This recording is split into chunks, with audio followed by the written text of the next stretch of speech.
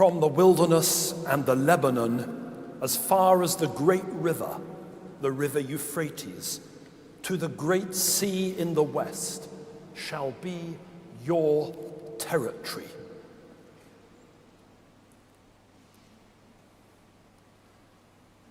A few years ago, God's words to Joshua, or a close paraphrase of them, were quoted at me by Adi. Adi is an Israeli settler. God's words to Joshua are Adi's justification for the fortified village he and others have built south of Bethlehem in the heart of the occupied West Bank. Adi had been born in Chicago, but moved to Palestine to join the movement to, as he sees it, reclaim the land given to his people by God millennia ago. The words spoken to Joshua are dangerous. They are one of Scripture's texts of terror. They have been used to force people from their homes. They have jeopardized the peaceful resolution of one of the longest-running conflicts in human history. They have threatened the tranquility of the whole world. The use as weapons of words recorded long ago and of words recorded in an unimaginably different context is perilous. Such words have been used to deny the Palestinian people their legitimate aspirations, to oppress women, to promote racist ideology, and to discriminate against gay people. And yet, we regard such words as sacred. They are within our holy Bible. We present them to our newly admitted choristers. How then should we read them? One answer is with the full panoply of historical and literary scholarship that is available to our generation, examining authorship, date, genre, and intended audience. Joshua was probably written when the kingdom of Israel had been taken into captivity in Babylon and had an interest in defining the story that took its people into Canaan in the first place. Another answer is with prayerful attentiveness and in the conscious presence of the God made known in Jesus. Joshua's account of what looks like a divinely sanctioned and genocidal land grab is difficult to reconcile with the memory of a Christ who refuses to allow his friends to fight for him. The words of Scripture are words to be meditated on, prayed over, and wrestled with, not waved around. But what I think we can't do with them is turn to the letter to the Ephesians and draw comfort from St. Paul's description of the whole armor of God. The belt of truth and the breastplate of righteousness, the shield of faith and helmet of salvation, here, it might be argued, are the proper and properly limited concerns of religion.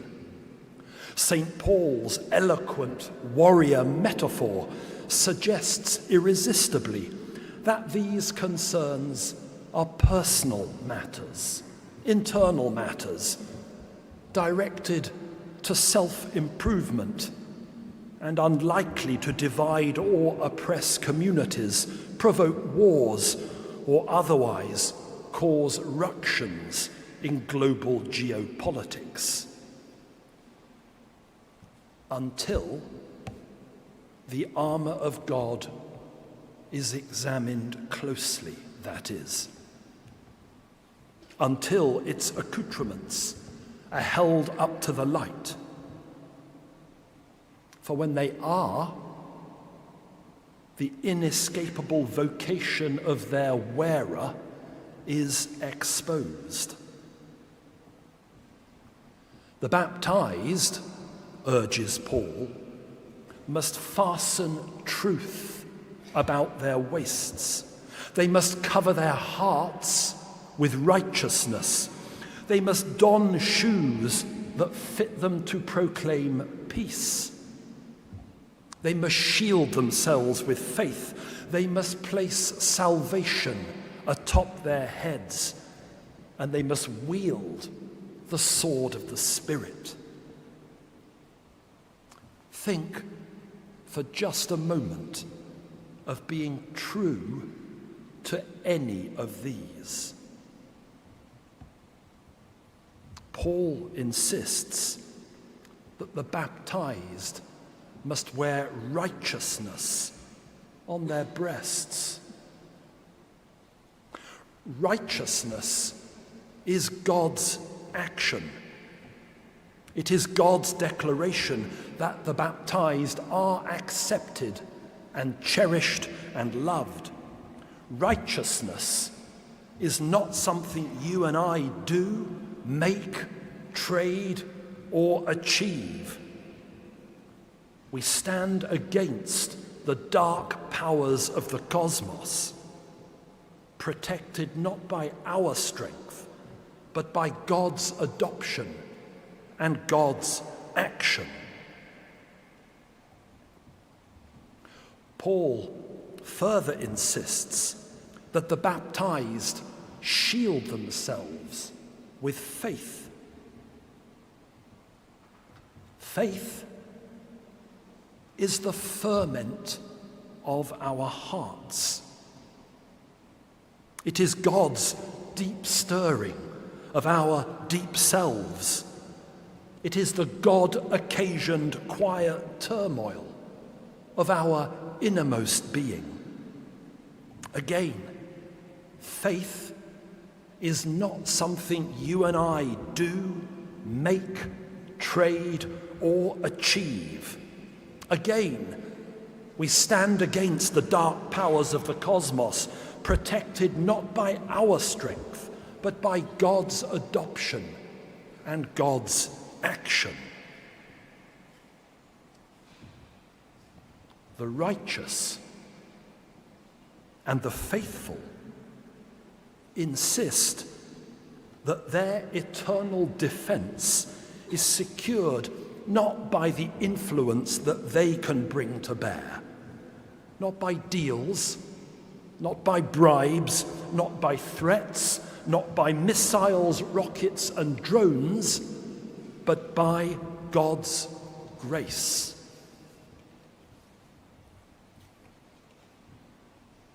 On our feet are whatever make us ready to proclaim peace. Peace, while missiles rain down on Iran and the Gulf states. Around our waists is truth. Truth extolled in a climate of half-truths, alternative truths, and downright untruths. And in our hand is the sword of the Spirit. The Spirit, the living, rushing, dancing energy of God, in whom and to whom Paul enjoins us to pray at all times. Personal, internal, self-improving, safe? I don't think so. Global, outward-facing, world-redeeming, risky? Oh, yes. God commands Joshua to be faithful.